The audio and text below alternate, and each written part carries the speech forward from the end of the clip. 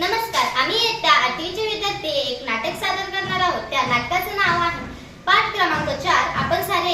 ह्या नाटकात आपल्याला सर्व अवयवांची माहिती देणार आहे. चला तर मग आपण बघूया हे नाटक. मी कोटोबा. मी नयन कुमार. मी बेंदुराची. मी नासिका. मी जीवाताई. मी कर्णिका. मी ड्रामा कोऑर्डिनेटर. मी हस्तकराज. मी पद्मकुमार. मी रामराव. मी श्यामराव. या रामराव, आज फेरी इकडे कशी आली? नाशिक सोडून जळगावला आलात, काम तरी काय का सहज फेरी?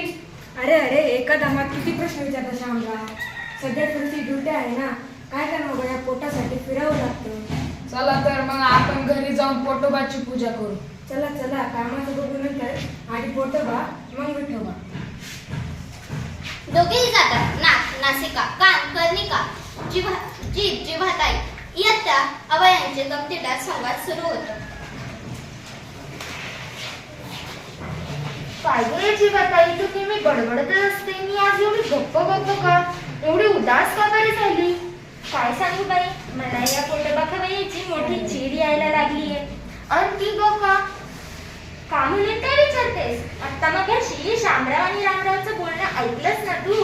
पोटासाठी वन हिंडावं लागतं त्यांना. कोणाही माणसाला विचारा, एवढी धडपड कशासाठी? तर पोटासाठी. आणि या पोटोबामुळे आपलीही धडपड होते. शिवाय मान सन्मान तो सगळा त्यालाच. परवा तर त्याचं आणि माझं भांडणच झालं. कशावरून ग? अगं, दरवेळी आपला तो म्हणेल तेवढंच खाण्याची सक्ती असते माझ्यात. एखाद वेळी मला आवडलेला पदार्थ मी जर जास्त खाल्ला की झालं याचं गुरगुरणं सुरू. वैताग नुसता. खरंच ग बाई, शिवाय हे पोटोबा महाशय नुसतेच बसूनच राहतात. आपल्या सर्व काही कामही करत नाही.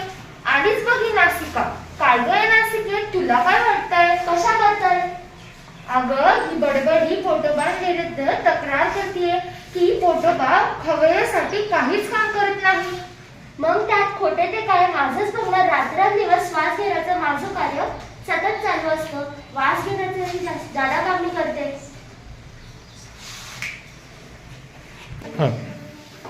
काहीच काम करत नाही. उलट शिवाय जो उठतो तो कशासाठी? कामासाठी म्हणत आम्हाला राबून घेतो. मी सुद्धा हेच म्हणतोय. मी नेहमी बघण्याचं काम करतो. माणसांच्या सौंदर्यात भर घालतो तो मीच. मी नसतो तर पुरे तुझे लेक्चर. मी सुद्धा ऐकण्याचे काम करून माणसाच्या जीवन व्यवहाराला मदत करते. माझ्याशिवाय तर म्हटलं कर्णिका, तुझ्यापेक्षा माझं काम जास्त उपयोगाचं आहे बरं का. श्वास घेतल्याशिवाय माणूस जगू शकेल का? आणि माझ्यामुळेच तर माणसाच्या जीवनात अर्थ आहे. मी गोड बोलते. नाना तऱ्हेच्या पदार्थांची चव मानव माझ्यामुळेच चाखू शकतो. आपण सारे जण अनेक कामे करतो, पण हे पोटोबा मात्र आयते बसून खातात. आपण या पोटोबा विरुद्ध संप करूया आणि मेंदुराजे साहेबांकडे यांची तक्रार करूया. मी आजपासून मी बघणार नाही. मी वास घेणार नाही. श्वास मात्र मला घ्यावाच लागेल. मी घास उचलणार नाही. मी स्वयंपाक घरात जाणार नाही. म्हणजे मग त्या पोटोबाला चांगलीच अद्दल घडेल. मी ऐकणार नाही. मी अजिबात खाणार नाही आणि दंतराजांना सुद्धा या संपात सामील करेल. सर्वजण मेंदुराजे यांच्याकडे जातात. त्यानंतर मेंदुराजे तातडीने सभा घेतात. मेंदुराजे साहेबांचा जय जयकार असो. मेंदुराजे साहेबांचा जय जयकार असो. बसा मंडळी. पोटोबा कडे आले की नाही अजून? मी केव्हाच हजर आहे महाराज. पोटोबा, ह्या सर्व मंडळींची तुमच्याबद्दल तक्रार आहे की तुम्ही काहीच काम करत नाही आणि नुसतं खाता आणि दुसऱ्यावरती गुरगुरता. महाराज, बोलताना जरा बेदबी होतीये. कसं माफ असावे. मी काम करत नाही हे म्हणणं साफ खोट आहे. हो, अधूनमधून मी गुरगुरतो, पण ते यांच्यावर नव्हे, ती माझी सवय आहे. त्याशिवाय शरीराचं राज्य सुरळीत कसं चालणार? आता हेच उदाहरण म्हणा. ह्या सर्वांनी संप पुकारला, मी गप्प बसलो. याचा परिणाम मात्र त्यांना जोवर लागला. त्यांना जीवन रस मिळाला नाही म्हणून त्यांचे चेहरे बघा कसे सुटून गेले.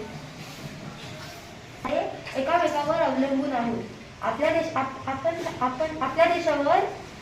देशाचं राज्य सुरळीत कसं चालणार? आपल्या पाय चालतात तो रस्ता डोळ्यांनी दिसतो म्हणून सर्व कामे होतात ते पोटोबामुळे.